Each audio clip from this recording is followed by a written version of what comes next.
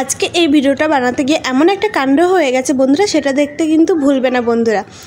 আজকে চলে এসেছি একটা এমন রেসিপি নিয়ে বন্ধুরা, মুখে রুচি ফিরিয়ে আনবে এই রেসিপিটা।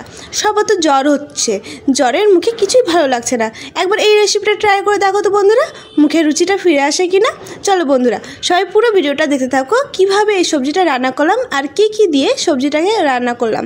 চলো কি কি লাগছে, কিভাবে বানাচ্ছি সবটাই তোমাদের সাথে শেয়ার করতে চলেছি। সবাই পুরো ভিডিওটা দেখতে থাকো, আশা করি খুব ভালো লাগবে।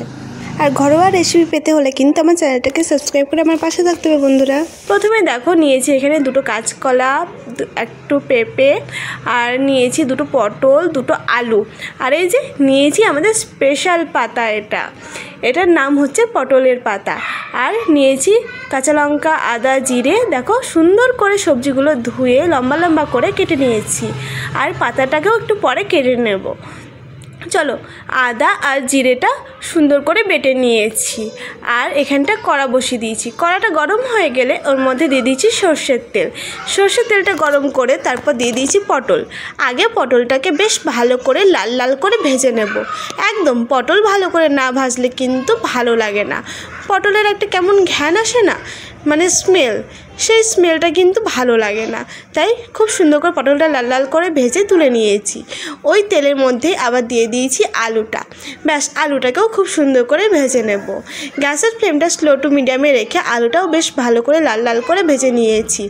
চলো আলু ভাজা হয়ে গেছে, এবার তেল থেকে তুলে নিই। ওই তেলের মধ্যেই দিয়ে দিয়েছি কাঁচকলা। কাঁচকলা বেশি ভাজার প্রয়োজন নেই বন্ধুরা, একটু হালকা নাড়াচাড়া দিয়েই তুলে নেব। হয়ে গেছে, তুলে নিচ্ছে। এবার ভালো করে তেল থেকে তুলে নেব তেলটা ঝরিয়ে। একই রকমভাবে পেঁপেটাও ভেজে নিচ্ছি। পেঁপেটাও খুব একটা ভাজবো না, হালকা নাড়াচাড়া দিয়ে নিলেই কিন্তু পেঁপেটা ভাজা হয়ে যাবে, সেই জন্য হালকা নাড়াচাড়া দিয়ে নিয়েছি। দেখো একদম পেঁপে ভাজা হয়ে গেছে।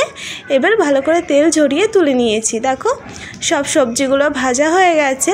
এবার তেলের মধ্যে আদা আর জিরে বাটাটা দিয়ে দিলাম। কোনো রকমের মশলা ফোড়ন দেওয়ার দরকার নেই। আদা আর জিরে বাটাটা দিয়ে দিয়েছি, আর দিয়ে দিলাম দুটো কাঁচা লঙ্কা। তোমরা চাইলে কাঁচা লঙ্কাটা পেস্ট করে দিতেও পারো, আমি গোটা দিয়েছি, মানে চিড়ে দিয়েছি আর কি। আর দিয়ে দিচ্ছি হলুদ, স্বাদ মতো লবণ, ধনে গুঁড়ো, আর সামান্য পরিমাণে জল দিলাম। যেহেতু গুঁড়ো মশলা আছে, কড়াতে লেগে যাবে, সেই জন্য একটুখানি জল দিয়ে দিয়েছি। জল দিয়ে মশলাটাকে খুব সুন্দর করে কষিয়ে নেব যতক্ষণ না তেল ছেড়ে আসছে। তো তেল ছেড়ে দিয়েছে, তারপর দিয়ে দেব ভেজে রাখা সবজিগুলো। একদম ভেজে রাখা সমস্ত সবজিটা দিয়ে মশলার সাথে আবারও খুব সুন্দর করে নাড়াচাড়া করে নেব। মশলার সাথে সবজিগুলো ভালো করে নাড়াচাড়া করে নিয়ে তার মধ্যে দিয়ে দেবো পটলের পাতাগুলো। পটলের পাতাগুলো কুচিয়ে নিয়েছি, দেখতে পাচ্ছ বন্ধুরা। এবার খুব সুন্দর করে নাড়াচাড়া দিয়ে দেবো আবারও ভালো করে নাড়াচাড়া দিয়ে নিচ্ছি। এবার নাড়াচাড়া দেওয়া হয়ে গেলে দিয়ে দিচ্ছি পরিমাণ মতো জল। যেহেতু রসা রসা করবো, সেজন্য খুব বেশি জলের প্রয়োজন হবে না বন্ধুরা, তাই পরিমাণ মতো জল দিয়ে দিয়েছি। জল দিয়ে নাড়াচাড়া দিয়ে ঢাকা দিয়ে রেখে দেবো কিছুক্ষণের জন্য, যতক্ষণ না সবজিগুলো সেদ্ধ হচ্ছে ভালো করে। তো ঢাকা দিয়ে দিয়েছি, আর দেখো কি কাণ্ডটাই না হয়ে যাচ্ছিলো এতক্ষণ। আমি তো একদম ভুলে গেছিলাম যে বড়ি দিতে হবে, বড়িটা ভাজতেই ভুলে গেছি। দেখো বন্ধুরা, এই রসার মধ্যে বড়ি না দিলে কি আর ভালো লাগে, তাই না বলো?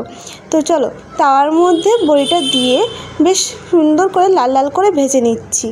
একদম শুকনো তাওয়াতেই ভেজে নিচ্ছি, তেল দিচ্ছি না। তো ভাজা হয়ে গেছে, আর দেখো এদিকে সবজিটা ঢাকা খুলে নিয়েছি। দেখে নিয়েছি সবজিগুলো খুব সুন্দর করে সেদ্ধ হয়ে গেছে, তাই ভেজে রাখা বড়িগুলো দিয়ে দিলাম। ভেজে রাখা বড়িগুলো দিয়ে খুব সুন্দর করে নাড়াচাড়া দিয়ে আবার একটুখানি ঢাকা দেবো। একটুখানি মানে 1 মিনিটের জন্য ঢাকা দিয়ে রেখে দেব। ঠিক 1 মিনিট পর কিন্তু আবারও ঢাকাটা খুলে নিয়েছি। তো খুব সুন্দর করে একটু নাড়াচাড়া দিয়ে দেব। তোমরা চাইলে একটু ঘেটে দিতে পারো, আমি বেশি ঘাটবো না, সামান্য একটু ঘেটে নিয়েছি। তো একদম কমপ্লিট হয়ে গেছে কিন্তু আমাদের এই রসা যে খাবে তার মুখ থেকে একদম কি বলবো, বারবার সে খেতে চাইবে, আর মুখে রুচি ফিরে চলে আসবে, সব কিছুই খেতে পারবে তখন। তো একদম কমপ্লিট হয়ে গেছে রসা। এই ভিডিওটা এইটুকুই বন্ধুরা, সবাইকে অসংখ্য ধন্যবাদ এতক্ষণ ধরে আমার ভিডিওটা দেখার জন্য। সবাই খুব ভালো থেকো, সুস্থ থেকো, আবারও দেখাবে অন্য কোনো ভিডিওতে। ভালো লাগলে একটা লাইক, কমেন্ট, শেয়ার করতে ভুলো না বন্ধুরা। Okay bye, tata.